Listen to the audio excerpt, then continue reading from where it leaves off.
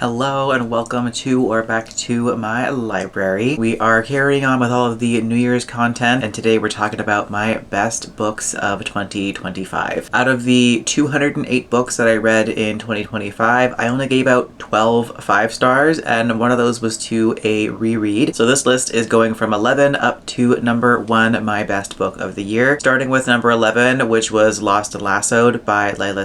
This one was quite a surprise for me. It's the third book in the Rebel Blue Ranch series and was my very first cowboy romance ever. I only read this one because it was for one of the Goodreads challenges where you had to pick off of a list, and this was the only one that was even kind of interesting to me. So I picked it up not thinking that I would like it that much and ended up completely devouring the entire series, and the third book remains my absolute favorite in the series for sure. I love these characters so much. The romance was so good. It had me giggling and kicking my feet and just completely obsessed with this entire book and the series as a whole. It's just further reasons for why I should branch out from my normal genres every once in a while, because you never know what's gonna happen. Number 10 is Go Luck Yourself by Sara, Raasch, which is the sequel to The Nightmare Before Christmas. I loved book 1 and book 2 almost equally, but Go Luck Yourself just had that extra little bit of push that got it to that 5 star and ended up on my best books of the year list, which again was a surprise. I love paranormal romances, but they're usually more like palate cleansers, and while I thoroughly enjoy them, they don't normally make my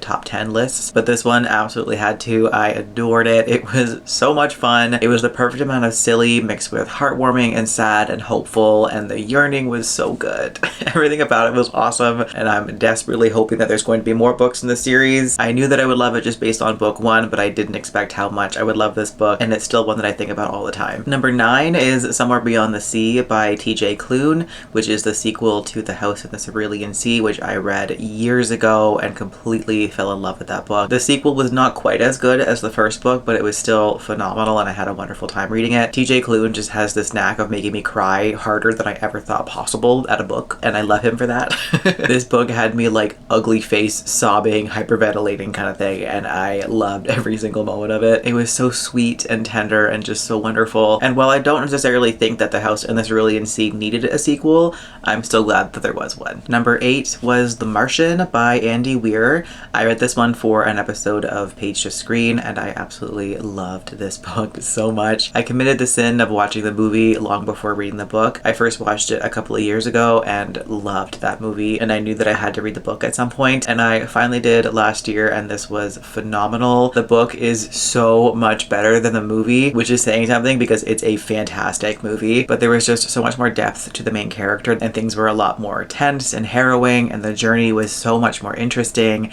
Everything about this book was fantastic, and I can't wait to read it again at some point. Number 6 goes to For Whom the Bell Tolls by Jaysea, Lynn. This is a beast of a book that I was very intimidated by. It is just shy of 700 pages, but I could not put this book down. I flew through it and just devoured every single second of it. This was also a book that had me hysterically crying at many parts throughout it. The romance was incredible. I loved these two characters, but it was everything else about it as well. As a queer person who also has religious trauma, I felt this main character real hard. And of course, the found family aspect of this, that always gets me. This was perfectly my kind of book, and I am so glad that I picked this one up. I hesitated to for a while because it is so long, and I don't typically like long books because I can't focus for that long, but I'm so happy that I picked this one up anyways, and I would actually happily reread this extremely long book, so that's really saying something. I think I said For Whom the Bell Tolls was number 6. It was actually number 7. The actual number 6 is The Once and Future Witches by Alix Harrow. It's also a book that I put off reading for quite a long time because it is quite chunky and it's a historical fantasy, which I don't always do the best with, but I love this author, so I wanted to read it anyways, and I'm so happy that I did. This one takes place during the women's suffrage movement, and the main characters are a trio of sisters who are fighting for women's rights as well as witches' rights. There was the tiniest dash of romance in here, but mainly it was the sisterhood of not just the 3 women, but also all of the women that they end up meeting and helping and who become their family. This was a wonderful, powerful story. I truly could not put this book down, and whenever I wasn't able to read, I was thinking about it. Well deserving of a place in my top books of the year. Number 5 goes to The River Has Roots by Amal El-Mohtar. This one is a short little fairy tale novella about fairies and sisterhood, and it's also sapphic, which are all things that I love.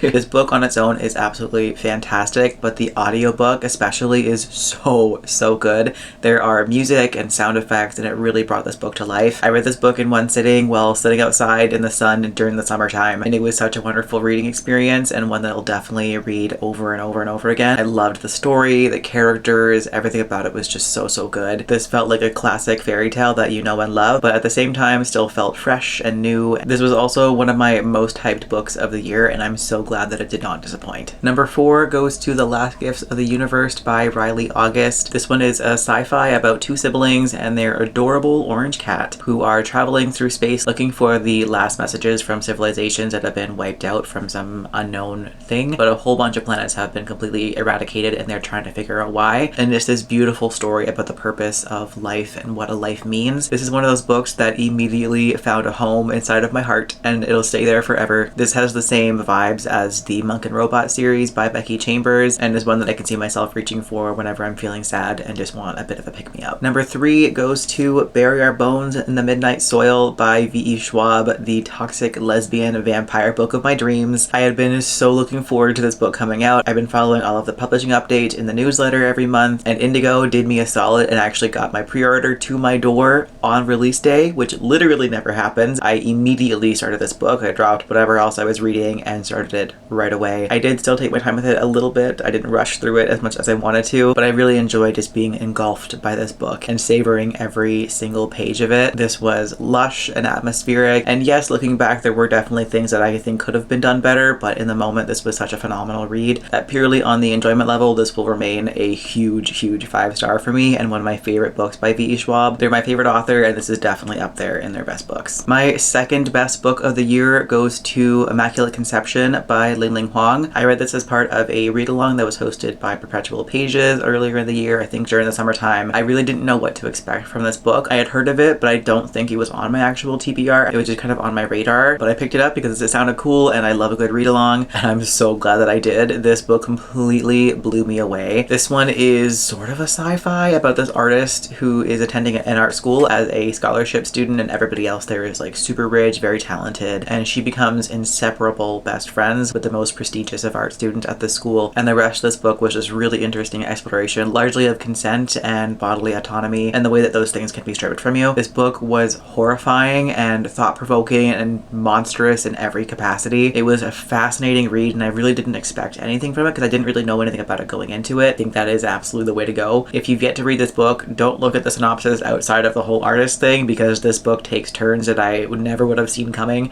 It had me floored, and I could not stop talking about this book. I was mentioning it to absolutely everybody who would listen because I couldn't stop thinking about it, and for weeks afterwards this book haunted me. It was so good. And finally, my number 1 best book of the year has to go to Project Hail Mary by Andy Weir. He gets 2 spots on this list. It is truly the year of Andy Weir for me. If I were to try and describe what my kind of book is, this is it. This is exactly the kind of book that I love. It has so many things about it that are just perfectly suited to me and my tastes. This was adventurous and exciting, and the tension was incredible in this book, but mainly it was the found family element of it. I can't go into too many details as to why I love this book too much without spoiling it, but this entire book, and especially the last half of it, was just everything that I love in a book, and especially in a sci-fi book. And I honestly don't even have the words to articulate how much I loved this book. I can't wait to reread it, and I can't wait for the movie as well. If they fuck up this movie, I'm gonna be so mad.